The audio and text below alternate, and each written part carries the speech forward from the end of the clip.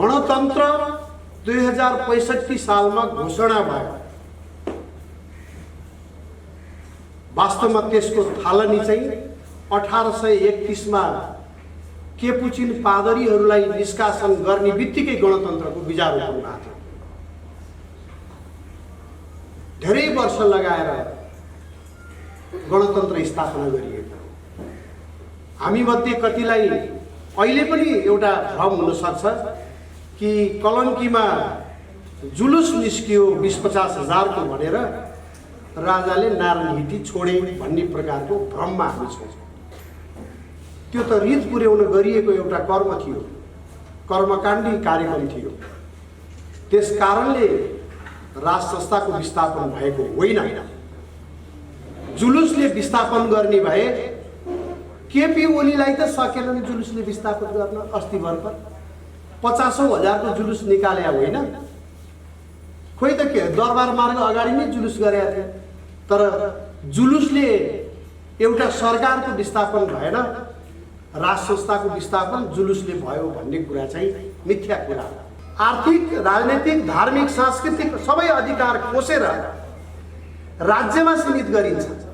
नागरिकको अधिकार खोज्ने, राज्यको अधिकार राज्यका नाममा कम्युनिस्ट पार्टीको नाममा फलानु व्यक्तिको शासनलाई बलियो बनाउने अवस्था चाहिँ अग्रगमन प्रचण्डको परिभाषा हो। त्यसैलाई अहिले मानिराखेको हो। अनि त्यो समाजवादमा पुग्ने बाटो छेक्नेहरू चाहिँ प्रतिगामी हो। अनि अस्ति भर्खर एउटा कुरा मलाई बडा अनौठो लाग्यो। प्रचण्डजीहरूले भनिदिनु भयो केपी ओली प्रतिगामी भयो भनेर। संविधान मिच्यो, केपी ओलीले संविधान जान लाग्यो भनेर भन्यो। अनि हामी राष्ट्रवादी देशभक्त भन्नेहरूले पनि ताली बजाए, केपी ओली मुर्दाबाद, संविधान मिच्न पाइँदैन भने हामीले पनि। यो के हो? म हेरिराखेका थिएँ। जसले मुलुकमा यो संविधानको विस्थापन चाहेको छ, यो संविधानको विस्थापन त्यसै राजनीतिक ईर्ष्यावश आग्रहवश होइन। यो संविधान र देश सँगसँगै जान सक्दैन भनेर दुईटा मध्ये एउटा रोज्नुपर्छ। एक थरी मानिस संविधान बचाउनको लागि आफ्नो जीवन समर्पण गर्न खोजेका छ। हामी देश बचाउनु पर्छ भनेर लागिरहेका छ। संविधान र देश दुईटा मध्ये संविधानै ठुलो हो भनेर एक थरी मान्छे भनिरहेका छन्। अनि तिनका पछाडि मानिसहरूले ताली बजाउँदै ठिक हो, संविधानै ठुलो हो, यो महान उपलब्धि हो भनिरहेका छन्। यो संविधान देश विरोधी संविधान हो। यो उहाँहरूलाई पनि थाहा छ, यो बनाउनेहरूलाई पनि थाहा छ। तपाईँहरूमध्ये कतिले कोठाभित्र कुरा गर्नुभयो भने उहाँहरूलाई थाहा छ यो संविधानले शान्ति दिँदैन, अस्थिरता दिँदैन र समृद्धि र विकास दिँदैन। यो बाहेक बाँकी कुरा केही बाँकी राख्दैन, सबै कुरा दिन्छ यो संविधानले। यो संविधानका बारेमा सम्बन्धित पक्ष नै जानकार छ। कोठाभित्र कुरा गर्नुभयो भने के भन्छन् भने यो त हाम्रो त होइन, हामीले खोजेको यस्तो संविधानै होइन। हरेकले भन्छ। काङ्ग्रेसका नेताहरूलाई भेट्नुहोस्, यो संविधान हामीले बाध्य भएर सम्झौताको दस्तावेज बनाएको हो, यो हामी यो संविधान मान्दैनौँ भन्छ। कम्युनिस्टलाई भन्नुहोस्, हामीले खोजेको त अर्कै संविधान हो, यो हामीले चाहेको संविधान यो होइन भन्छ। हरेक पक्षलाई सोध्नुहोस्। अस्ति त्यो राज संस्था र हिन्दू राष्ट्रको एजेन्डा बोकेर संविधानलाई फेरि बनाउन सहयोग गर्नुभएको थियो एकजना नेताले। उहाँले पनि यो संविधानको अहिले चाहिँ फेरि विरोध गरेका सुन्छु। बनाइसकेपछि विरोध गर्ने त्यस्ता चरित्रहरू पनि छन्। र सबभन्दा दुःखको कुरा त के हो भने सम्पूर्ण सत्ता शक्ति सामर्थ्य हातमा हुँदा राज संस्थाको अपरिहार्यता पुष्टि गर्न नसक्ने, नखोज्ने, त्यसलाई स्थापित गर्न नसक्नेहरू गइसकेपछि हामी फेरि ल्याउँछौँ भनेर चाहिँ सक्रिय भएको देखिन्छ। सक्रिय हुनु राम्रो कुरा हो, तर कति विश्वास गर्ने, कति भरोसा राख्ने भन्ने कुरा चाहिँ मुख्य प्रश्न हो। ओपन सोसाइटीले चाहिँ आफ्नो वेबसाइटमा राखेका छ 3 अर्ब रुपियाँ हामीले यो संविधान बनाउन खर्च गऱ्यौँ। 3 अर्ब रुपियाँमा 45 करोड पत्रकारलाई, 90 करोड वकिललाई, 90 करोड वकिल र बाँकी अरू रकम चाहिँ राजनीतिजीवीहरूलाई वेबसाइटमा हेर्न सक्नुहुन्छ। ओपन सोसाइटीको वेबसाइटमा एउटा संस्थाको मात्रै हो त्यो। यस्ता 20औं संस्थाहरू क्रियाशील थिए नेपाललाई सङ्घीय तान्त्रिक गणतन्त्र धर्मनिरपेक्ष बनाउनको लागि खरबौँ रुपियाँ विदेशीहरूले सहयोग गरे। हामीले नजिकबाट चिनेको हुनाले भारतले मात्रै यसलाई यो अवस्थामा पुर्याइदियो भन्ने हामीलाई एउटा विश्वास छ। तर रियालिटी त्योभन्दा अलिकता फरक देखिन्छ। केपी ओली एकजनाले संविधानको एउटा दुईटा अन्तर्वस्तुहरूमा फरक मत राख्नुभयो। सम्भवतः हामी सबैले थाहा पायौँ संहिताको बारेमा उहाँको रिजर्भेसन। उहाँले अलिकता पशुपतिमा एउटा जलरी के चढाउनु भएको थियो, राम मन्दिर भनेर एउटा त्यहाँ चितवनमा के बनाउनु भएको थियो। त्यसपछि पश्चिमाहरू उठिहाल्यो। यही केपीले संविधान समाप्त गर्ने भयो। अब हामीले संविधान रक्षाको लागि एकजुट बनाइदिनुपर्छ भन्ने ठाउँमा चाहिँ देशलाई पुर्याइयो नि। त्यसैले कति सचेत छ अर्को पक्ष शत्रु पक्ष यो संविधानको रक्षाको लागि भन्ने कुरा हामीहरूले बुझ्नुपर्ने कुरा यहाँनिर छ। समाजको आवाज.com राज संस्थाको विषयमै मलाई सीमित गरिएको छ। अरू विषयहरूमा चर्चा नगर्ने भन्ने मन सायद देखियो। तथापि राज संस्थासँग जोडिएका धेरै कुराहरू छन्। सँगै देश जोडिएको छ। त्यसकारणले कतिपय सान्दर्भिक कुराहरू यसमा म जोडेर यहाँहरू समक्ष राख्न चाहन्छु।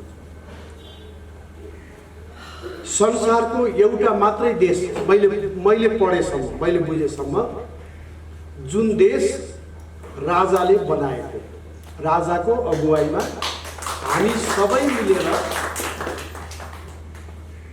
बनाएको देश मलाई लाग्छ विश्वको एकमात्र देश। कतिपय राजा भएका देशहरूमा राजा खोजेर ल्याएर थपना गरिएको छ। विभिन्न कारणले कसैलाई राजा बनाउनु परेको छ। तर नेपाल मात्रै एउटा यस्तो देश हो विश्वको जुन राजाले देश बनाए त्यही राजाको वंशजलाई हामीले राजा मानेर बसिराखेका थियौँ। गणतन्त्र 2065 सालमा घोषणा भयो। वास्तवमा त्यसको थालनी चाहिँ 1831 मा केपुचिन पादरीहरूलाई निष्कासन गर्ने बित्तिकै गणतन्त्रको बीजारोपण भएको थियो। धेरै वर्ष लगाएर गणतन्त्र स्थापना गरिएको। हामी मध्ये कतिलाई अहिले पनि एउटा भ्रम हुन सक्छ कि कलङ्कीमा जुलुस निस्कियो 20-50 हजारको भनेर राजाले नारायणहिटी छोडे भन्ने प्रकारको भ्रममा हामी छौँ। त्यो त रित पुर्याउन गरिएको एउटा कर्म थियो, कर्मकाण्डी कार्यक्रम थियो। त्यस कारणले राज संस्थाको विस्थापन भएको होइन। जुलुसले विस्थापन गर्ने भए केपी ओलीलाई त सकेनन् जुलुसले विस्थापन गर्न। अस्ति भर्खर 50,000 को जुलुस निकाले होइन, खोइ त के दरबार मार्ग अगाडि नै जुलुस गरेका थिए। तर जुलुसले एउटा सरकारको विस्थापन भएन, राज संस्थाको विस्थापन जुलुसले भयो भन्ने कुरा चाहिँ मिथ्या कुरा हो। त्यसको लागि धेरै लामो रणनीतिक तयारी थियो र धेरै ठुलो लगानी थियो। हामी भित्रैका नेपाल भित्रैका मुख्याचारहरू कठपुतलीहरूलाई उपयोग प्रयोग गर्दै यो कार्यको सम्पादन भएको। नेपालीहरूलाई यहाँ सेना आइराख्नु पर्दैन विदेशीको, सस्तोमा किन्न पाइन्छ भन्ने सायद सुगौली सन्धिमा विदेशीहरूले महसुस गरे। नेपालले जसलाई प्रतिनिधि बनाएर पठायो त्यही प्रतिनिधिलाई नै खरिद गरेर सुगौली सन्धिका 9वटा बुँदामा 9वटै बुँदा अर्काको पक्षमा गर्ने जात हो हामी। सम्भवतः त्यही बेलादेखि नै धेरै मेहनत गर्नु पर्दैन, खरिद गरेरै मानिसहरूलाई उपयोग प्रयोग दुरुपयोग गर्न सकिन्छ भन्ने शत्रु पक्षको वा विपक्षको धारणा रहेको हुनुपर्छ। हामीले राज संस्थाको बारेमा हेर्दाखेरि के देख्छौँ भने राजाहरू कहिले अलिकता खराब पनि जन्मिए होलान्, कहिले बिर्सनै नसकिने राजा पनि जन्मिए। रणबहादुर शाह पनि राजै थिए, सुरेन्द्रजी पनि राजै थिए, महेन्द्र पनि राजा हो। यदि एउटा कुनै राजा खराब भयो भनेर त्यति बेलै गणतन्त्र ल्याएको भए राजा महेन्द्रलाई हामीले पाउँदैन थियौँ। राजा महेन्द्र नपाएको भए अहिलेसम्म देश जोगिन्थ्यो भन्ने पनि लाग्दैन। तथ्यहरूले त्यो तथ्यहरूले देखाएको कुरा। विगतमा त्यसो त म पनि कम्युनिस्टहरूसँग प्रभावित भएको मान्छे थिएँ हुँ। जब म अलिकता बुझ्दै जान्ने भएँ, मैले कम्युनिस्ट आन्दोलनको औचित्य विश्वमै देखिनँ। मार्क्सवादभन्दा हाम्रा पूर्वीय दर्शनहरू नै धेरै उच्च कोटिका पाएँ। त्यसपछि मार्क्सवादप्रति विमति रहेपछि कम्युनिस्ट हुन मिल्दैन भनेर त्यसबाट अलग भइएको। अहिले डाक्टर हाम्रो सुरेन्द्र केसी सरले चाहिँ नै भन्नुभएको थियो, कतापट्टिको यात्रा चाहिँ अग्रगमन हो, कतापट्टिको प्रतिगमन हो भनेर। सिधा कुरा छ। पोलिटिक्सलाई कम्युनिस्टहरूले र अरू राजनीतिजीवीहरूले धेरै जटिल बनायो विषयलाई। राजनीति सजिलो छ, विषय धेरै सजिलो छ। समग्रमा राजनीति भनेको जनताको जीवन स्तरलाई सहज बनाउने, पहिलेको भन्दा राम्रो बनाउने, पहिलेको भन्दा मिठो खाने, स्वस्थ खानेकुरा खाने बनाउने, पहिलेको भन्दा राम्रो लाउन सक्ने बनाउने, पहिलेको भन्दा आत्मिक सन्तुष्टि आनन्द दिने परिस्थिति बनाउने, पहिलेको भन्दा देशको सार्वभौम सत्ता उँचो बनाउने, राष्ट्रिय सम्मान र व्यक्तिका सम्मान उँचो राख्ने, अनि पहिलेको भन्दा यो पर्यावरण प्रकृति चाहिँ सुन्दर राख्ने, अझै राम्रो चाहिँ प्राकृतिक वातावरण बनाउने, रोजगारीका अवसरहरू पर्याप्तता हुने, त्यसै गरेर औद्योगिकरण उत्पादन आफ्नै मुलुकमा हुने, त्यो परिस्थिति बनाउने भने चाहिँ अग्रगमन हो। अनि न्यायिक निश्चितता हुने, त्यसपछि शिक्षा दीक्षा पैसा हुनेले पढाउन सक्ने, पैसा नहुनेले पढाउन सक्ने होइन, शिक्षाको ग्यारेन्टी राज्यले दिने, यो चाहिँ अग्रगमन हो। तर यसको अर्को परिभाषा भयो नेपालको। हामी सबैले बुझेका छौँ, समाजवादमा पुग्ने, एक दलीय अधिनायकवादी समाजवादमा पुग्ने चाहिँ अग्रगमन। प्रचण्डजीहरूले परिभाषा गर्नु अग्रगमन भयो। त्यो जहाँ चाहिँ नागरिकको अधिकार खोसिन्छ, जुन समाजवाद आर्थिक, राजनीतिक, धार्मिक, सांस्कृतिक सबै अधिकार खोसेर राज्यमा सीमित गरिन्छ। नागरिकको अधिकार खोज्ने, राज्यको अधिकार राज्यका नाममा कम्युनिस्ट पार्टीको, कम्युनिस्ट पार्टीको नाममा फलानु व्यक्तिको शासनलाई बलियो बनाउने अवस्था चाहिँ अग्रगमन प्रचण्डको परिभाषा हो। त्यसैलाई अहिले मानिराखेको हो। अनि त्यो समाजवादमा पुग्ने बाटो छेक्नेहरू चाहिँ प्रतिगमन, प्रतिगामी हो। अनि अस्ति भर्खर एउटा कुरा मलाई बडा अनौठो लाग्यो। प्रचण्डजीहरूले भनिदिनु भयो केपी ओली प्रतिगामी भयो भनेर। संविधान मिच्यो, केपी ओलीले संविधान जान लाग्यो भनेर भन्यो। अनि हामी राष्ट्रवादी देशभक्त भन्नेहरूले पनि ताली बजायो, केपी ओली मुर्दाबाद, संविधान मिच्न पाइँदैन भने हामीले पनि। यो के हो? म हेरिराखेका थिएँ, जसले मुलुकमा यो संविधानको विस्थापन चाहेको छ, यो संविधानको विस्थापन त्यसै राजनीतिक ईर्ष्यावश आग्रहवश होइन, यो संविधान र देश सँगसँगै जान सक्दैन भनेर दुईटा मध्ये एउटा रोज्नुपर्छ। एक थरी मानिस संविधान बचाउनको लागि आफ्नो जीवन समर्पण गर्न खोजेका छ, हामी देश बचाउनु पर्छ भनेर लागिरहेका छ। संविधान र देश दुईटा मध्ये संविधानै ठुलो हो भनेर एक थरी मान्छे भनिराखेका छन्। अनि तिनका पछाडि मानिसहरूले ताली बजाउँदै ठिक हो, संविधानै ठुलो हो, यो महान उपलब्धि हो भनेर राखेका छन्। यो संविधान देश विरोधी संविधान हो, यो उहाँहरूलाई पनि थाहा छ, यो बनाउनेहरूलाई पनि थाहा छ। तपाईँहरूमध्ये कतिले कोठाभित्र कुरा गर्नुभयो भने उहाँहरूलाई थाहा छ यो संविधानले शान्ति दिँदैन, अस्थिरता दिँदैन र समृद्धि र विकास दिँदैन। यो बाहेक बाँकी कुरा केही बाँकी राख्दैन, सबै कुरा दिन्छ यो संविधानले। यो संविधानका बारेमा सम्बन्धित पक्ष नै जानकार छ कोठाभित्र कुरा गर्नुभयो भने के भन्छन् भने यो त हाम्रो त होइन, हामीले खोजेको यस्तो संविधानै होइन। हरेकले भन्छ। काङ्ग्रेसका नेताहरूलाई भेट्नुहोस्, यो संविधान हामीले बाध्य भएर सम्झौताको दस्तावेज बनाएको हो, यो हामी यो संविधान मान्दैनौँ भन्छ। कम्युनिस्टलाई भन्नुहोस्, हामीले खोजेको त अर्कै संविधान हो, यो हामीले चाहेको संविधान यो होइन भन्छ। हरेक पक्षलाई सोध्नुहोस्। अस्ति त्यो राष्ट्र संस्था र हिन्दू राष्ट्रको एजेन्डा बोकेर संविधानलाई फेरि बनाउन सहयोग गर्नुभएको थियो एकजना नेताले। उहाँले पनि यो संविधानको अहिले चाहिँ फेरि विरोध गरेका सुन्छु, बनाइसकेपछि विरोध गर्ने। त्यस्ता चरित्रहरू पनि छन्।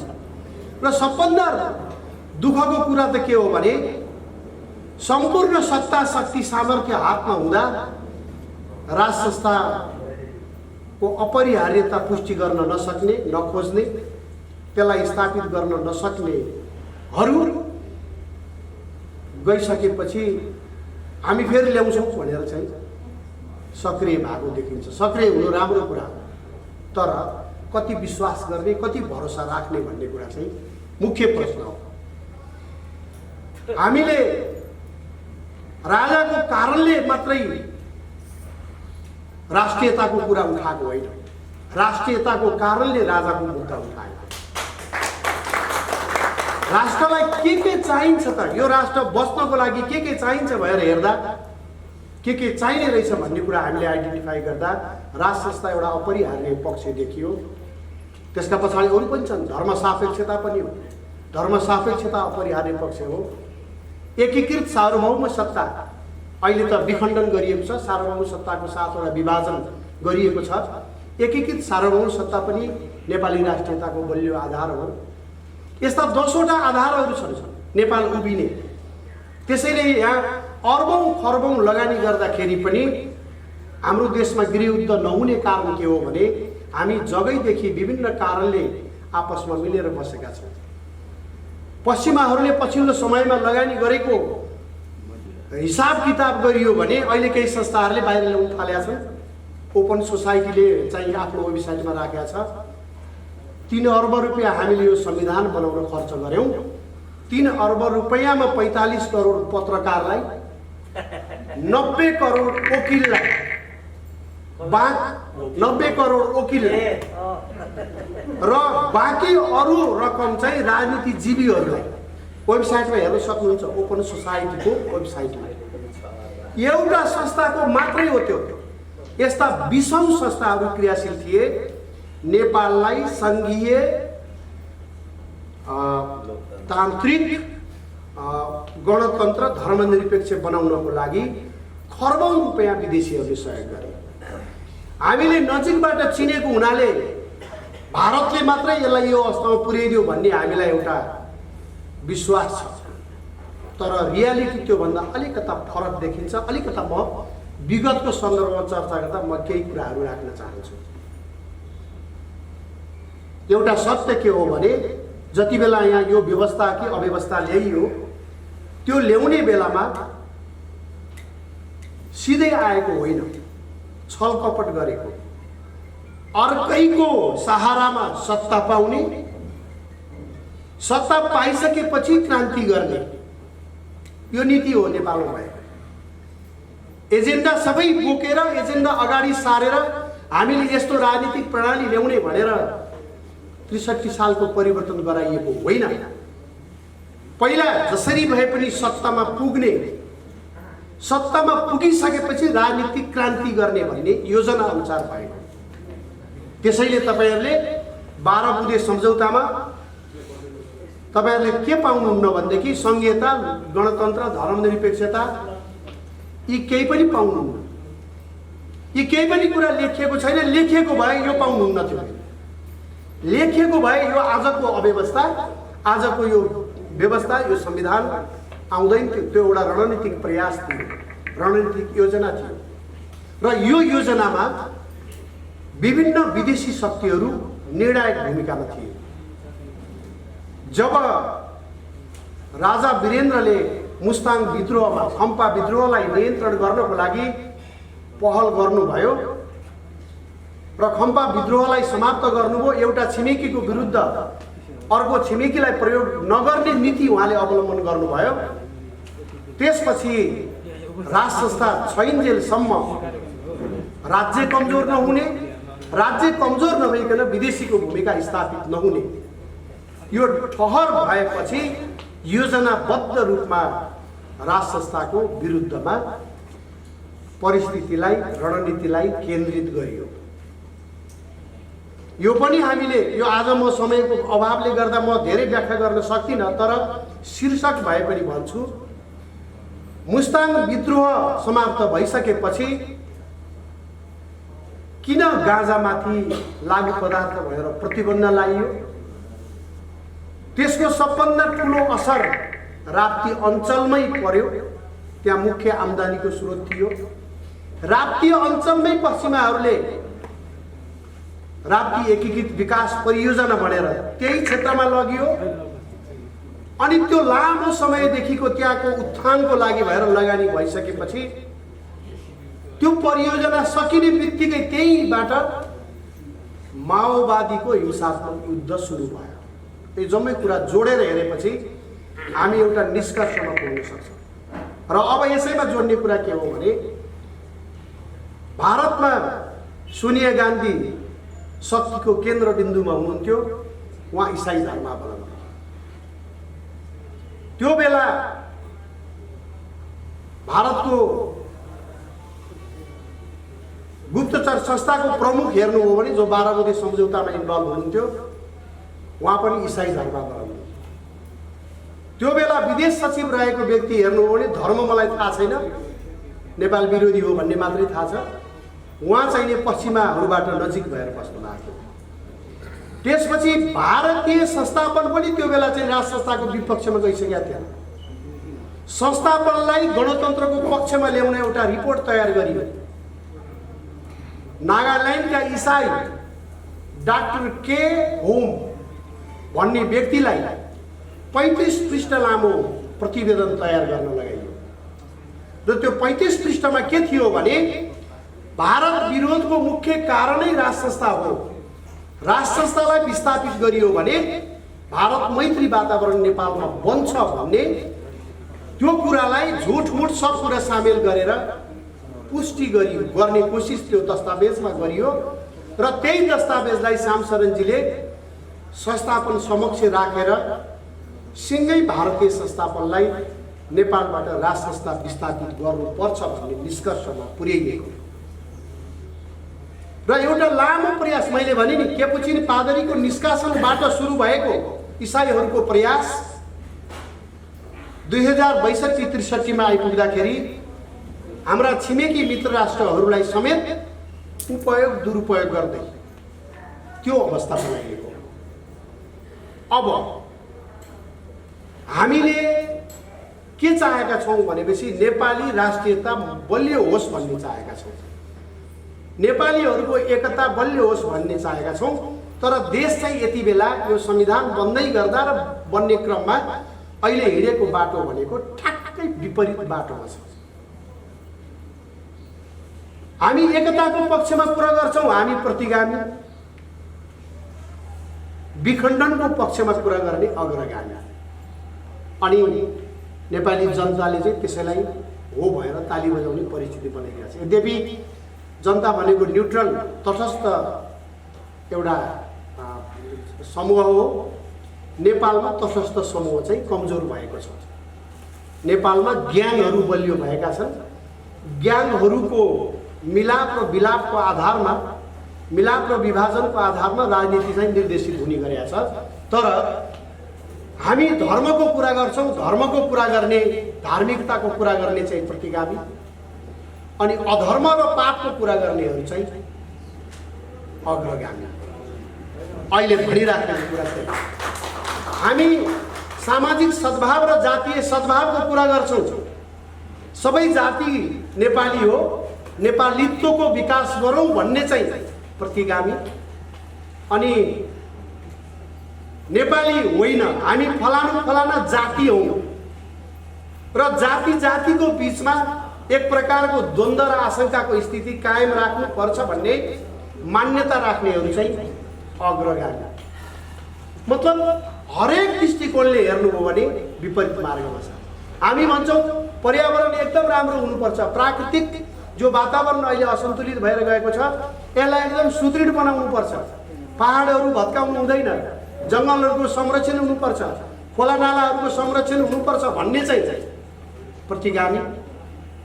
अनि होइन खोला नालालाई पनि एक्सकाभेटर लगेर चाहिँ डोजर हालेर ध्वस्त बनाउनुपर्छ, पहाड भत्काउनुपर्छ, रुख काटेर भए पनि पैसा कमाउनुपर्छ, लुटेर भए पनि पैसा कमाउनुपर्छ, प्रकृति विनाश गरेर भए पनि भोलिको पुस्ता जहाँसुकै जाए तर हाम्रो पुस्ताले हामीले चाहिँ पैसा बनाउनुपर्छ भन्नेहरू चाहिँ अग्रगामी। विपरीत मार्गमा देश हिँडिरहेको छ।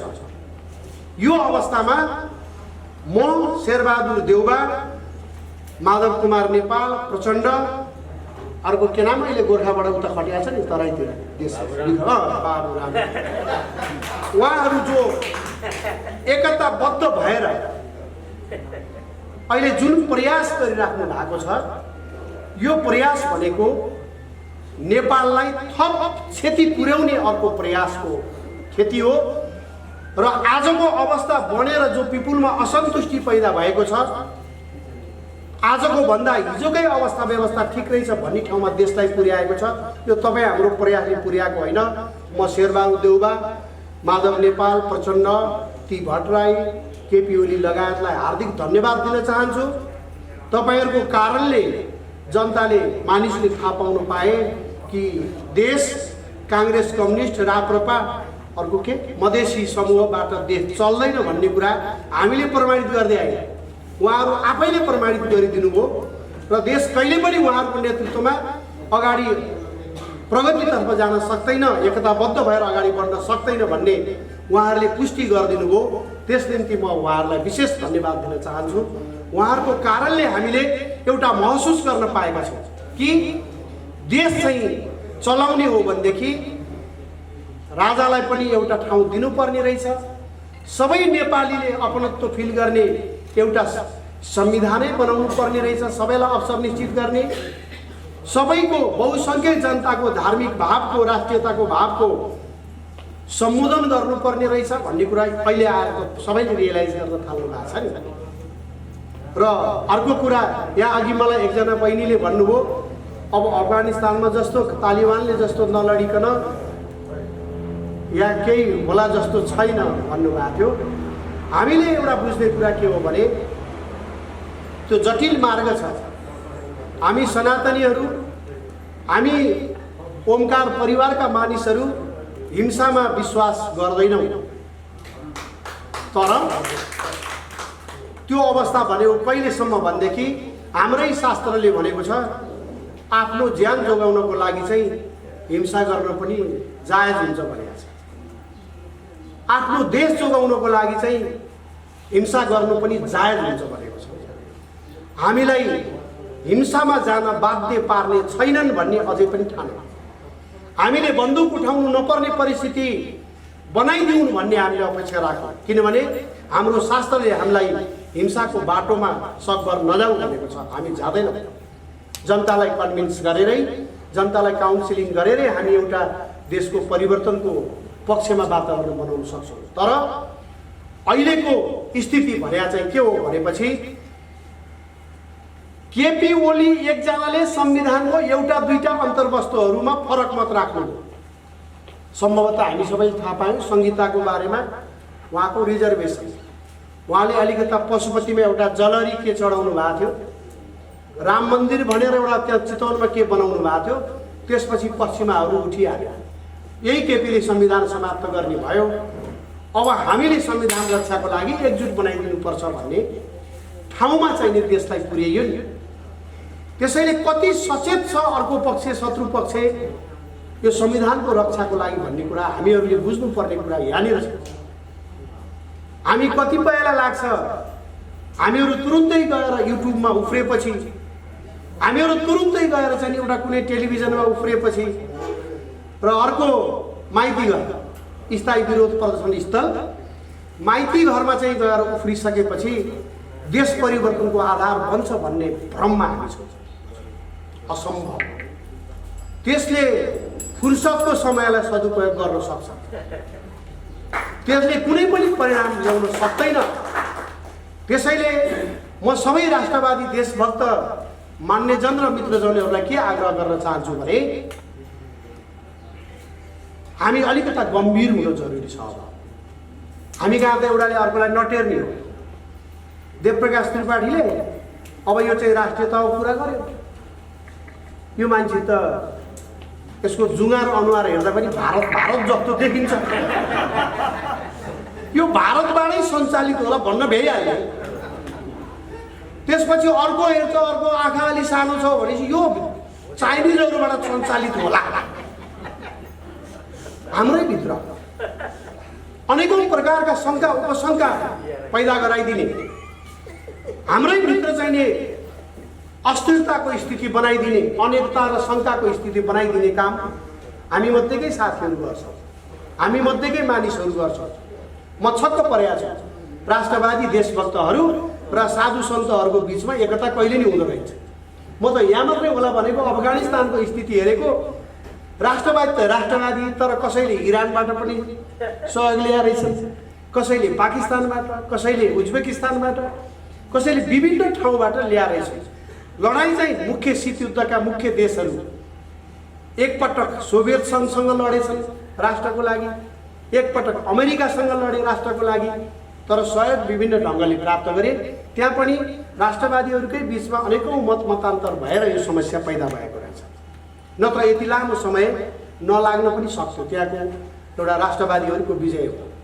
अब फेरि अर्को अर्थ लाग्छ तालिबानलाई चाहिँ समर्थन गर्यो, तालिबानलाई राष्ट्रवादी भन्यो भने म तपाईँहरूलाई प्रश्न गर्न चाहन्छु, जिज्ञासा राख्न चाहन्छु। त्यहाँ 42% पस्तुनहरू छन्। 42% पस्तुनहरूलाई राज्यका सबै अवसरहरूबाट वञ्चित गरेर उनीहरूको धर्म परम्परामा दारी राख्नुपर्ने नियम थियो, दारी काट्न अनिवार्य गरेर त्यहाँका मुसलमानहरूलाई धर्म मान्न नपाइने अवस्थामा पुर्याएर 25,000 भन्दा बढी मुसलमानहरूको, राष्ट्रवादीहरूको, देशभक्तहरूको हत्या गरिएको छ। 15,000 भन्दा बढी राष्ट्रवादीहरूलाई, त्यहाँका राष्ट्रवादीहरूलाई जेल हालिएको छ। हजार मानिसहरूलाई बेपत्ता बनाइएको छ राष्ट्रवादी आन्दोलनको दरमियानमा। त्यहाँको बहुसङ्ख्यक जनताको मनोभावना विपरीत धर्मनिरपेक्षता लादिएपछि सुरु भएको हो अफगानिस्तानको पछिल्लो समस्या। जसरी यहाँ देशलाई हिन्दू राष्ट्र बनाउनुपर्छ भन्ने सुझाव लाखौं मानिसहरूबाट प्राप्त भएको जानकारी भएपछि त्यो सुझावको पोको नै नखोलिकन इलामको हाम्रो एकजना हुनुहुन्छ, उहाँले चाहिँ नि पढ्ने 601 जनाले ताली बजाउने, सबभन्दा बढी उहाँहरूले दुःख गरेको, सभासदहरूले दुःख गरेको भनेको ताली बजाउने दुःख गरेको। उहाँहरूलाई कस्तो संविधान बनायो भन्ने कुरा थाहा छैन। अहिले हामी हरेकलाई भेटेर सोधौँ यो त्यस्तो पो रहेछ संविधानमा भन्ने, के बनाइ भन्ने थाहा छैन। त्यसैले त्यसरी त्यो अवस्थाबाट संविधान जारी गर्ने र अनि अहिले भनिएको के छ भनेपछि जनताको जनमतद्वारा, जनप्रतिनिधिद्वारा बनाइएको संविधान भनिएको छ। अफगानिस्तानमा धर्मनिरपेक्षताको विरुद्धको लडाइँबाट सुरु भएको थियो, राष्ट्रियताको लडाइँबाट सुरु भएको थियो। यहाँ पनि बहुसङ्ख्यक जनताको भावनालाई जबरजस्ती कुल्चिएर जानु पर्यो।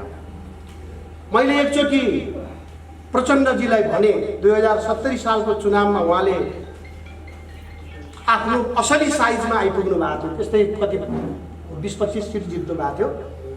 त्यसपछि उहाँ धेरै तनावमा हुनुहुँदो रहेछ, मेरो भेट भएको थियो। उहाँलाई मैले भने अब तपाईँहरू माथि उठ्ने हो भने विगतको गल्ती, विगतको पापहरूको लागि जनतासँग क्षमा माग्दै हिन्दू राष्ट्रको पक्षमा उभिनुभयो भने तपाईँहरूलाई जनताले अलिकता सिम्प्याथी राख्न सक्छन् भने मैले। अनि उहाँले भन्नुभयो अब हेर्नुहोस् भने कम्युनिस्ट भइहाल्छ, अब सिधै हिन्दू धर्म त कसरी भनौँ भन्नु। त त्यसो भएदेखि तपाईँले चाहिँ कमसेकम जनमत सङ्ग्रहबाट निर्णय गरौँ त भन्न सक्नुहुन्छ नि भनेको। त्यसो भयो भने त हिन्दूहरूले जितिहाल्छ नि, कहाँ भन्ने, यो मलाई भनेको। उहाँलाई सबै थाहा छ हामी ज्यादती गरेका छौँ। हाम्रो शक्तिको स्रोत जनता होइन अर्कै हो भन्ने कुरा। त्यसो भएर जनता भन्ने शब्द कहीँ राख्नु छोड्दैन नि, सबै कुरा जनताको नाममा हो नि। तर रियालिटी के हो भने उहाँहरूको शक्तिको स्रोत अर्कै हो। एउटा उदाहरण दिन चाहन्छु, शक्तिको स्रोत अर्कै भन्ने कुराको सानो उदाहरण। त्यस्ता धेरै उदाहरण छन्। कैयन कुराहरूमा हेर्नुभयो भनेदेखि सबै दलका नेताहरूले विरोध गरेको कुरा हुन्छ कुनै विषयमा, कसैको नियुक्तिमा, सम्झिनु होला आफू। सबै दलका नेताहरूले विरोध गरे, हामी नियुक्ति हुन दिँदैनौँ भनेर।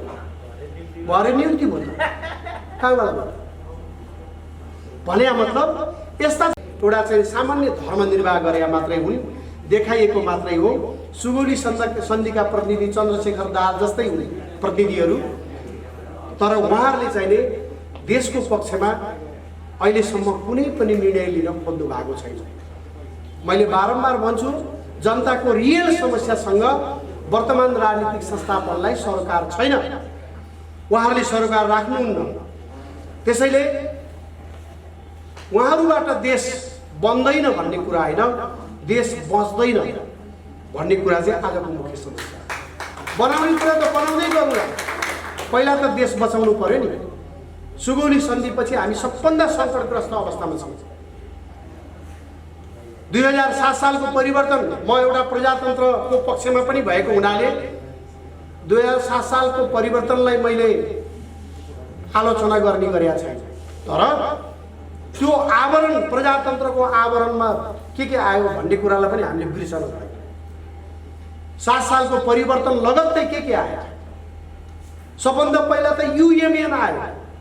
परिवर्तनको 3 महिनाभित्र युनाइटेड मिसन टु नेपाल आयो। त्यसपछि 2017 साल 19 सालमा आइपुग्दा 2टा चर्च थियो जम्मा देशमा, 2टा। 2062 सालसम्म आइपुग्दा 700वटा चर्च थियो। अहिले 14,500 चर्च पुगेका छ। अहिले हिमाली क्षेत्रतिर पुरै इसाईकरण भइसक्यो, गुम्बाहरूलाई इसाईकरण गरिसकेका छ। हरेकका हातमा बाइबल पुर्याइएको छ। अब केही समयपछि बन्दुक वितरण हुँदैछ, हिमाली क्षेत्रमा बेग्लै राज्य खडा गर्ने, बेग्लै राज्य खडा गर्ने। पूर्वमा पूर्वी नेपालको 9वटा जिल्लालाई इसाई राज्य बनाउने प्रयास हुँदैछ। बाइबलीकरण पर्याप्त मात्रामा सबभन्दा बढी फोकस पूर्वी नेपालमा छ र त्यसलाई इसाई राज्यको रूपमा लैजाने प्रयास हुँदैछ। अब केही समयपछि त्यो आवाजहरू उठाउँदैछ। यदि हामीले अहिले नै सचेत भएनौँ भने, अहिले नै हामीले राष्ट्र जोगाउने अभियानमा एकताबद्ध प्रयास गरेनौँ भने हामी अब केही वर्षपछि, सायद 12 वर्षपछि इसाईहरूले नेपाललाई इसाई राष्ट्र बनाइयोस् भनेर सङ्घर्ष गर्नेछन्। जनमत सङ्ग्रहद्वारा यो टुङ्ग्याइनुपर्छ भन्ने छन्। त्यसपछि जनमत सङ्ग्रह गराइनेछ र हामी आफ्नै देशमा अल्पसङ्ख्यक भएर बस्नुपर्ने हुन्छ। यदि त्यो अवस्था आउने नदिने हो भने हामीले अहिले नै सङ्गठित प्रयास राष्ट्रको पक्षमा गर्नुपर्ने। तर यो बिचमा मैले हेरेँ, मेरो त धेरै यो राष्ट्रवादी नेताहरूसँग मेरो व्यक्तिगत परिचय थिएन। अब देश यस्तो सङ्कटमा पर्यो भनेपछि पहिला राजाका पालामा मन्त्री भएका, प्रधानमन्त्री भएका, विभिन्न आकार प्रकारका जिम्मेवारी लिएका मानिसहरूलाई हामीले भेट्दा उहाँहरूलाई त हामीलाई भन्दा पनि ठुलो पीडा होला भन्ने परेको थियो। भेटको सुरुवातमै के कुराहरू आउन थाल्यो भने मलाई प्रधानमन्त्री बनाउने हो भनेदेखि चाहिँ हामी मिलेर जान सक्छौँ भन्ने कुरा आयो। कतिपयले चाहिँ मेरो स्पेस चाहिँ के हुन्छ त्यहाँ भएर सोध्न थाल्यो। हामीले आफ्नो सन्तानलाई, छोराछोरीलाई यो हामी मारिन सक्छौँ, म मारिन सक्छु। एउटा ठुलो जोखिमपूर्ण यात्राको आरम्भमा हामी छौँ। मेरो ऋण यति छ, मेरो धन यति छ, मेरो साथी यो हो, मेरो दुश्मन यो हो भनेर सबै कुरा लेखेर डायरी चाहिँ सन्तानलाई जिम्मा लाएर हामी देशभक्तिको आन्दोलनमा समेटिन खोजेको मान्छे, अनि हिजो राजाका पालामा प्रशस्त अवसर पाएका मानिसहरूलाई पनि यसमा जोडौँ भन्दाखेरि त उहाँहरू त के अरे आफ्नो स्पेस के हुने, आफ्नो चिन्ता गर्नेहरूबाट देशको चिन्ता हुन सक्दैन। त्यसैले हामीले जो मानिसहरूलाई देशको मात्रै चिन्ता छ ती मानिसहरू एक ठाउँमा उभियौँ भनेदेखि पनि यो राष्ट्रलाई अहिले बचाउँ त्यसपछि बनाउँ त्यो ठाउँमा हामी पुर्याउन सक्छौँ। तर अहिले चाहिँ त्यसको ठुलो अभाव देखियो। त्यो मलाई बडा व्यक्तिगत रूपमा पनि मलाई धेरै दुःख लागेको छ। हुन त दुःख नमान्नु पर्ने, किनभने 2046 सालसम्म राजाको सक्रिय नेतृत्व, राजाको वरद नेतृत्वमा हामीहरू सङ्गठित भएका छौँ देश बनाउन भन्थे। होला होला जस्तो लाग्थ्यो हामीलाई। अनि राजा बिना देश बच्दैन भन्थे, त्यो पनि होला होला जस्तो लाग्थ्यो। त्यति बेला चाहिँ हो नै भन्ने थाहा थिएन मलाई। 46 सालमा बहुदलीय व्यवस्थाको घोषणा हुने बित्तिकै काङ्ग्रेस र कम्युनिस्ट भन्दा ठुला बहुदलवादी भएर निस्के भए ती त त्यतिसम्म पनि ठिकै थियो। 2063 सालपछि गणतन्त्र आएको त गणतन्त्रवादी पञ्च अरे। ल गणतन्त्रवादी पनि बन्न भ्याए भनेपछि राजाले कस्ता मान्छेलाई जिम्मेवारी दिएर अगाडि बढ्नु भएको छ। एउटा गम्भीर प्रश्न हो, कस्ता मानिसहरूलाई अगाडि लगाएर हिँड्नु भएको रहेछ। त्यसको कारणले अब हामी भ्रममा नपरौँ। अब पुराना कुराहरू बिर्सौँ पनि, छोडौँ पनि, सच्चिने प्रयास गरौँ। मैले बारम्बार भन्ने गर्छु, यो आफूलाई केन्द्रमा राख्ने मानिसहरूबाट देश केन्द्रमा जान सक्दैन, देशको हित हुन सक्दैन भन्ने कुरा एउटा सामान्य सिद्धान्त छ। जसलाई पृथ्वीको चिन्ता हुन्छ उसलाई देशको चिन्ता नहोला, जसलाई देशको चिन्ता छ उसलाई जिल्लाको चिन्ता नहोला, जसलाई जिल्लाको चिन्ता छ उसलाई गाउँको चिन्ता नहोला, जसलाई गाउँको चिन्ता छ उसलाई परिवारको चिन्ता नहोला, जसलाई परिवारको चिन्ता छ उसलाई आफ्नो चिन्ता हुँदैन, जसलाई आफ्नो चिन्ता छ उसलाई कसैको पनि चिन्ता हुँदैन। यो सामान्य सिद्धान्त हो र यस्ता मानिसहरूको पहिचान भइसकेका छ। एजेन्डा बोक्दैमा यी पनि हाम्रा मान्छे हुन् भन्ने नठानु। म त जेल पनि बसेको छु। आर्के दाई जस्तो 14 वर्ष नपाए पनि 1.5 वर्ष जति त बस्या हो। अनि 16 वर्ष उहाँ जेलमा बिताउनु हो। तर उहाँलाई लागेको जस्तो मुद्दा मलाई थिएन। त्यस कारणले पनि मलाई चाहिँ म चाहिँ 1.5 वर्ष मात्रै बस्नु पर्यो। यो कुनै गौरवको कुरा होइन, मेरो बाध्यता थियो त्यो। अहिले यहाँ पछि भन्नु भएर बस्या नि होइन, त्यो त्यही बेलाको परिस्थितिमा पर्या हो। अनि त्यस बेला चाहिँ नि जेलमा मैले हेरेको अपराधीहरू राख्छ भन्ने सुनेको, जेलमा गएर हेर्छु त हामीभन्दा नि राम्रा मान्छे पो बसिरहेको रहेछ सबै। तपाईँ के केसमा भन्यो? मेरो चाहिँ एउटालाई मैले ठुन्काइदिएको थिएँ भन्छ, हामी जस्तै मान्छे। अनि अर्को मान्छेलाई भेट्यो चोरी केस भन्छ, अर्कोलाई भन्यो डकैती भन्छ, हामी जस्तै मान्छे। तर सबैले आइतबारलाई आइतबारै भन्थे, सोमबारलाई सोमबारै भन्थे, शनिबारलाई शनिबारै भन्थे। यदि हामीले यो आइतबार भन्ने जति एक हौँ भने भए त हत्यारा, लुटेरा, डकैती, चोर सबैको एकता हुने रहेछ कि। त्यसैले एजेन्डा बोकेर मात्रै हुँदैन। एजेन्डा हेर्दाखेरि चाहिँ अपराधीले पनि आइतबार माने जस्तै हो। हामीले तिनका पृष्ठभूमि पनि हेर्नु पर्यो, तिनका गतिविधि पनि हेर्नु पर्यो, तिनका नियत पनि हेर्नु पर्यो, चरित्र पनि हेर्नु पर्यो र तिनको दूरदर्शिता र इमान्दारीको पनि जाँच हुनु पर्यो। त्यसपछि ती मानिसहरूले यदि अगुवाई गरिदिनु भयो भने यो मुभमेन्ट सफल हुन्छ। तर पहिला जुलुस गर्ने त्यसपछि जाने होइन। मैले बारम्बार भन्ने गर्छु, प्रधानमन्त्री भइसकेका मान्छे गिरिजाप्रसाद कोइराला, उहाँको देशको सबभन्दा ठुलो सङ्गठन अहिले त कति लाख पो पुर्याएछ सदस्य, 8-9 लाख त सदस्य मात्रै। भोट कति आउँछ पछि थाहा हुन्छ। तर पार्टीको सदस्य 8 लाखभन्दा बढी, अर्को पार्टीको हेऱ्यो फेरि 8 लाखभन्दा बढी सदस्य पुर्याइएका पार्टीहरूले संयुक्त आन्दोलन गरे, जुलुस परिवर्तन गरिदिने राजालाई। रत्न पार्कमा 3 वर्षसम्म आन्दोलन गर्दा 300 भन्दा बढी मानिसको उपस्थिति पनि भएन, सफलता पनि मिलेन। हामी के सम्झौँ भने हामी सबैले एउटा चाहिँ विचार गरौँ, नेपालको राजनीतिक परिवर्तन कसरी भएको छ र कहाँबाट चाहिँ हामीले करेक्सन गर्न सुरु गर्नुपर्छ। हामीले यदि चाहिँ नि परिणाम ल्याउने हो भने कुन बाटोबाट जानुपर्छ भन्ने विषयमा हामी गम्भीर हुनुपर्छ। नेपालको राजनीतिक परिवर्तन त 3टा मात्रै नेपालीले गरे। एउटा पृथ्वीनारायण शाहले विभाजित भएर बस्या मुलुकलाई गर्नुभयो। अर्को जङ्गबहादुर राणाले गर्नुभयो राजनीतिक परिवर्तन, आफ्नै बुतामा गर्नुभयो उहाँले पनि। अर्को परिवर्तन भनेको राजा महेन्द्रले गर्नुभयो। यो तीनवटा परिवर्तन चाहिँ नेपाली आफैले एक्लै गरे, बाँकी परिवर्तन नेपालीले मात्रै गरे होइन। त्यसैले बाँकी परिवर्तनहरू कसरी भएका छन्, किन भएका छन् र हामीले अब त्यो करेक्सन गर्ने कि नगर्ने। एकधरि हाम्रै साथीहरू म देखेँ, हामीलाई फलानु देशले ल्याइदिएको राजा चाहिँदैन भनेर भने सुने मैले। असाध्यै मिठो राम्रो कुरा हो। यो फाल्या चाहिँ स्वीकार्ने, ल्याउने चाहिँ अस्वीकार गर्ने, धर्मनिरपेक्षता बनाइदिया चाहिँ स्वीकार गर्ने, धर्मराष्ट्र बनाइदिया चाहिँ अस्वीकार गर्ने। मैले यसो भनिरहँदा यो त फेरि फलानु राष्ट्रकै पक्षधरै हो, पहिलेदेखि शङ्का त थियो भन्ने कुरा हुन्छ। तर तथ्य के हो भने तथ्यमै बसेर उभिएर धारणा बनाउनुपर्छ। नेपालको राजनीतिक परिवर्तनमा बाह्य शक्तिको भूमिका छ, रहन्छ र अहिलेका त हरेक गतिविधिमा बाह्य शक्तिको निर्देशन र नियन्त्रण छ।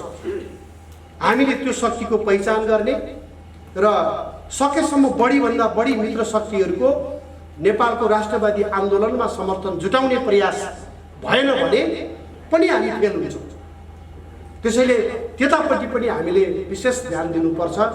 म आग्रह गरेँ बडा महाराज धिराज पृथ्वीनारायण शाह, तपाईँहरूमध्ये कतिलाई थाहा छ, कतिलाई जानकारी पाउन बाँकी होला। अघि हाम्रो डाक्टर केसीले भन्नुभएको थियो अमेरिकाभन्दा जेठो देश हाम्रो भनेर। अमेरिकामा स्वतन्त्रता सङ्ग्राम चलिरहेको थियो ब्रिटिस साम्राज्यवाद विरुद्ध। 13वटा स्टेटहरू मिलेर, 13वटा राज्यहरू मिलेर ब्रिटिस साम्राज्यवाद विरुद्ध लडाइँ चलिरहेको थियो अमेरिकी स्वतन्त्रताको लागि। त्यस बेलामा थोमस पेन भन्ने एउटा नेताले पर्चा बनाएर छर्नुभयो। नेपालका बडा महाराजा धिराज पृथ्वीनारायण शाहबाट हामी प्रेरणा लिउँ, साम्राज्यवादीहरूलाई कसरी परास्त गर्न सक्छ भन्ने कुराको प्रेरणाको स्रोत पृथ्वीनारायण शाहलाई बनाएर पर्चा छाडेको छ। तर आज त्यो पृथ्वीनारायण शाहलाई यही देशभित्र घृणाको र अपमानको पात्र बनाइएको छ। त्यसो गर्दा पनि हामी नजाग्ने, जसले राष्ट्र बनायो उसको अपमानमा हामी रमाउने। एउटा इसाई मान्छे चाहिँ हरेक वर्ष त्यहाँ कीर्तिपुर गएर थुक्नु हुँदो रहेछ पृथ्वीनारायण शाहलाई सम्झेर। त्यो सब दृश्य हामी हेरेर बस्ने, हामी कोही नेपाली छैनौँ। ठिक छ, राज्य त उहाँहरूकै अनुकूल हो, राज्यले त्यस्तै थुक्नेहरूलाई प्रोटेक्सन दिन्छ, हामीलाई थाहा छ।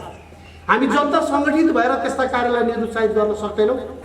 म तपाईँहरूलाई आग्रह गर्न चाहन्छु, अब आगामी पुस 27 गते जसले पृथ्वीनारायण शाहलाई थुक्छ त्यो मानिस या त सुध्रिन्छ या नेपालमा हुनु हुँदैन। यस्ता राष्ट्र विरोधी प्रवृत्तिहरूलाई हामीले निरुत्साहित गर्न सङ्गठित हुनुपर्छ। यसको मतलब मैले हिंसाको लागि जाउँ, उहाँको चाहिँ उहाँहरू जसरी हिंसात्मक मानसिकता राख्नुहुन्छ हामी पनि हिंसाको सहाराबाट गरौँ भने होइन। मात्रै के भनेको हो भने राष्ट्र विरुद्धमा भएका, राष्ट्रियता विरुद्धका गतिविधिलाई जनस्तर, कथित जनस्तरबाट भएका गतिविधिलाई त जनस्तरबाटै मुकाबिला गर्न सकिन्छ नि। त्यसको लागि हामी अलिकता सङ्गठित प्रयास गरौँ भनेर पनि म आग्रह गर्न चाहन्छु। हामीले यो देश पाएका छौँ। मैले चाहिँ उल्टो दिशामा हिँडेको यात्री हो।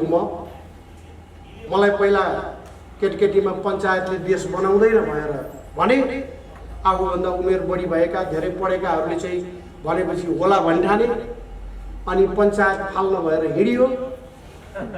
त्यसपछि अब अहिले म 56 वर्ष पुरा भएपछि कस्तो ठाउँमा आइपुगेको छु भनेपछि अब चाहिँ देश बचाएर मर्नु पर्ला है भन्ने ठाउँमा आइपुगेको छु। पहिला देश बचाएर अनि बनाएर मर्नु पर्नेमा मेरै जीवनकालमा उल्टो यात्रा हिँडिएछ। पहिला बनाउन हिँडियो, त्यसपछि लास्टमा मर्नुभन्दा अगाडि चाहिँ बचाउन हिँड्नु परेको छ। भनेपछि नेपालको राजनीतिक नेतृत्वले तय गरेको बाटो उल्टो छ भन्ने कुराको प्रमाण म जस्तो एउटा साधारण नागरिकको जीवनबाट पनि थाहा छ कि हामीहरू देश उल्टो बाटोमा गइराखेको छ। एकचोटि हामीले सबैले आफूलाई बिर्सौँ, देशलाई केन्द्रमा राखेर सोच्ने अभ्यास गरौँ। हामी विभिन्न संस्कार र संस्कृतिबाट आएका मानिसहरू छौँ र एउटा माउसेतुङ भन्ने नेताले भन्नुभएको थियो, उहाँहरूको भाषामा त हामी प्रतिगामी हो नि त, प्रतिक्रियावादी हो नि त। प्रतिक्रियावादीहरू बुर्जुवाहरू चाहिँ कागजका बाघ हुन्, उनीहरूलाई हामी सजिलै उपयोग प्रयोग गर्न सक्छौँ भनेर भने रहेछ। त्यो कुरा नेपालीमा पनि अनुवाद भर्खर कम्युनिस्ट हुनु खोजेको बेलामा। अनि मैले मेरो नेतालाई, त्यो बेलाको नेतालाई के भने, निर्मल लामाजीलाई मैले नेतालाई के भने मोहन विक्रमलाई, होइन यो त नेपालीमै अनुवाद गरिदिनु भयो तपाईँहरूले, प्रतिक्रियावादीहरूलाई सजिलै उपयोग प्रयोग गर्न सकिन्छ भनेर। अब उहाँहरू सबैले पढिहाल्छ, थाहा पाएपछि त कसरी उपयोग प्रयोग हुन्छ र भनेर मैले प्रश्न गरेको थिएँ। उहाँहरूले भन्नुभएको थियो तपाईँ थाहा पाउँदै जानुहुन्छ कसरी प्रयोग हुन्छ भन्ने कुरा भने त ठ्याक्कै प्रयोगमा आइराख्यो। गिरिजालाई पनि प्रयोग गरिदियो, कतिपय अवस्थामा राष्ट्रवादी भन्नेहरूलाई पनि प्रयोग गरिदियो, विभिन्न निकायलाई प्रयोग गरिदियो। प्रयोग उपयोग गर्दा गर्दै यहाँसम्मको स्थिति आइपुग्यो। र डाक्टर केसीकै भनाइलाई म थप पुष्टि गर्छु, नेपालमा कम्युनिस्ट रहेनछ भन्ने छैन भन्ने उहाँको थेसिसको निष्कर्ष।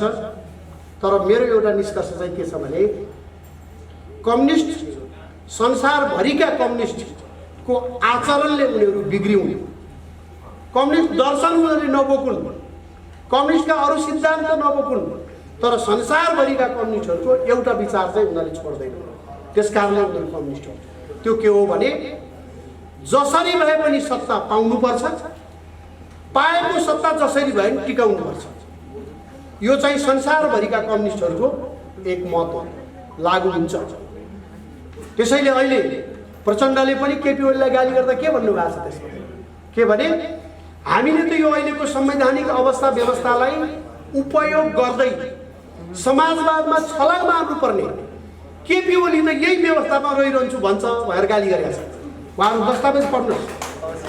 केपी ओलीको केही गल्तीहरूमध्ये एउटा चाहिँ यही व्यवस्थामा अडिएर बस्न खोज्यो, त्यस कारणले केपी गल्ती हो। अब त हामीले यो संविधान र यो व्यवस्था अवस्थालाई, यो राज्य संयन्त्रलाई उपयोग गरेर, यो संसदीय हैसियतलाई उपयोग गरेर हामी छलाङ मार्नुपर्ने, समाजवादमा पुग्नुपर्ने, एकदलीय ऐतनावादमा पुग्नुपर्नेमा ऊ त बहुदलीय व्यवस्थाकै समर्थन गर्छ। त्यस कारणले केपीलाई हटाउनै पर्छ भनेर लेखेको छ। हामीमध्ये कतिले पढाएको छ?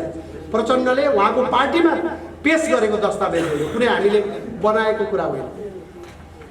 त्यसैले अलिकता मैले देखेको राष्ट्रवादी देशभक्त शक्तिमा राजनीतिको बुझाइमा, अन्यथा दलिनु होला, धेरैले धेरै बुझ्नु भएको छ, तर समग्रमा भन्दा बुझाइमा कमजोरी देखियो, रणनीतिमा कमजोरी देखियो, अनि सङ्गठन निर्माणमा कमजोरी देखियो। यो कमजोरीहरूलाई सुधार्दै हामी एउटा निष्कर्षमा पुगौँ र हामीले जुन नेपाली माटोको आवाज उठाएका छौँ, उठाउन सुरु गरेका छौँ, एउटा एकताबद्ध प्रयास गऱ्यौँ भने अन्ततः हामी विजयी हुनेछौँ। हामी विजयी नहुँदा को विजयी हुन्छ भने देश पराजयी हुन्छ, देशको पराजय हुन्छ। हाम्रो पराजयसँग देशको पराजय जोडिएको छ। त्यस कारणले हामी सबैको सामूहिक प्रयास होस्। जय देश, जय जनता, जय मातृभूमि। समाजको आवाज.com